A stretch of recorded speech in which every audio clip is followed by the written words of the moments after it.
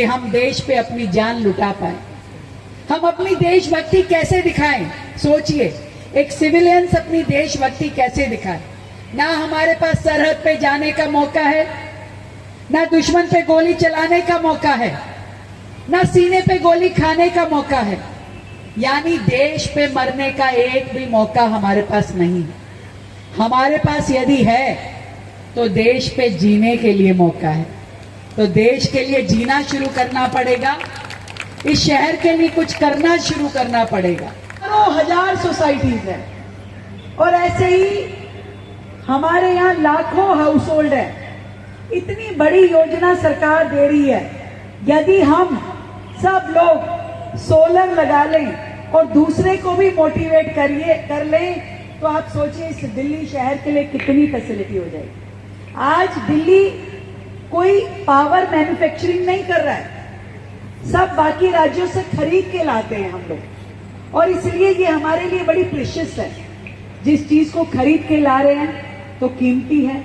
तो जितनी हम इस रिन्यूएबल एनर्जी पे, सोलर एनर्जी पे जाएंगे उतना हमारे शहर के लिए अच्छा है।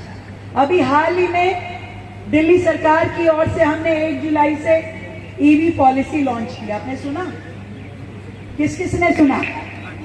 ईवी पॉलिसी सरकार उस पर भी बहुत बड़ी सब्सिडीज दे रही है, स्कूटर पे, यानी 2 व्हीलर, 3 व्हीलर, 4 व्हीलर सब पे।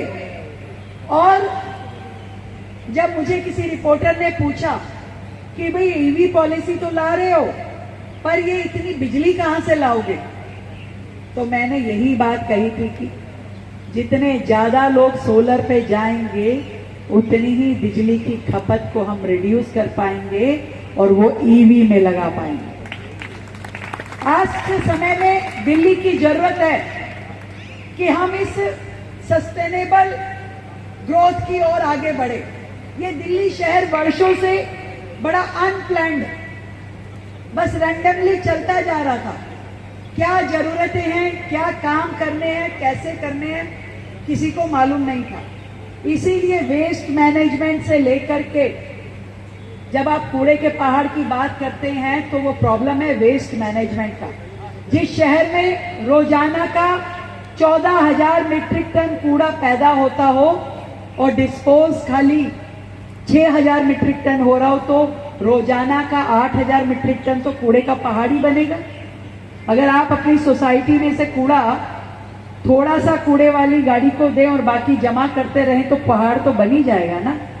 तो वेस्ट मैनेजमेंट जीरो था शहर का, हमें इसको 100% पे लेके आना है। ऐसे ही पॉल्यूशन की जब बात हम करते हैं तो पूरे शहर में एमिशन फ्री ट्रांसपोर्टेशन हो, ग्रीन दिल्ली बने, हरा भरा बने, क्लीन हो, इन सब पे काम करने की जरूरत है।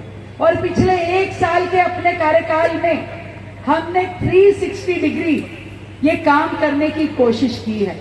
सोलर हो, ग्रीन एनर्जीज हो, बायोगैस प्लांट हो, वेस्ट मैनेजमेंट के लिए वेस्ट टू एनर्जी प्लांट्स पे काम करना हो, इन सब पे लगातार काम चल रहा है। धीरे धीरे कूड़े के पहाड़ भी खत्म हो रहे हैं, यमुना की सफाई चल रही है। पर ये सारे काम संभव तब है जब सरकार और सोसाइटी, जब सरकार और जनता मिल करके काम करे। अब हमने योजना दे दी और कोई लगाए ही नहीं तो क्या लाभ है।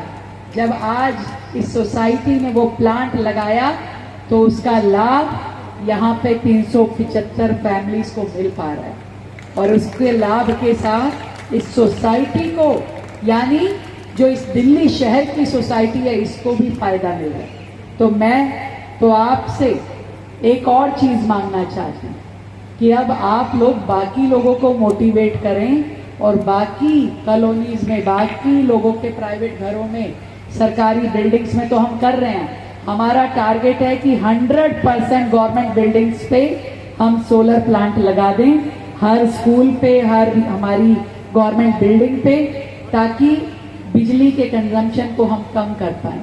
और दूसरा, ऐसे प्राइवेट हाउस होल्ड, इस पे भी हमें काम करने की जरूरत है। तो मैं ये समझती हूँ कि आप केवल पालम की बेस्ट सोसाइटी नहीं है, पूरी दिल्ली शहर की बेस्ट सोसाइटी है। और ये फेलिसिटेशन केवल आपकी यहाँ विधानसभा में नहीं, दिल्ली सरकार की ओर से भी आपको सम्मानित किया जाएगा।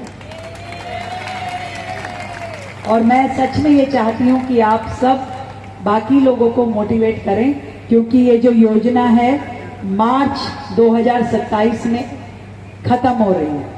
तो भाई उससे पहले लगा लीजिए। 2 करोड़ के प्लांट का 1 करोड़ रुपए तो सरकार ने दे दिया। सोचिए कितना बड़ा बेनिफिट है। 1 करोड़ रुपए दिए सरकार ने, जिसमें से 10 लाख दिल्ली गवर्नमेंट ने दिया है, तो 90 लाख रुपए मोदी जी ने दिया है। अब 10 लाख तो छोटे हैं, तो इसलिए हमने 10 लाख दे दिया। तो इसलिए हम सब इन योजनाओं का लाभ उठाएं। दिल्ली हम सबकी जिम्मेवारी है। मेरी दिल्ली मेरी जिम्मेदारी, इस भाव को समझिए, क्योंकि मैं ये मानती हूं कि भरा नहीं जो भावों से, बहती जिसमें रसधार नहीं, हृदय नहीं वो पत्थर है जिसमें स्वदेश का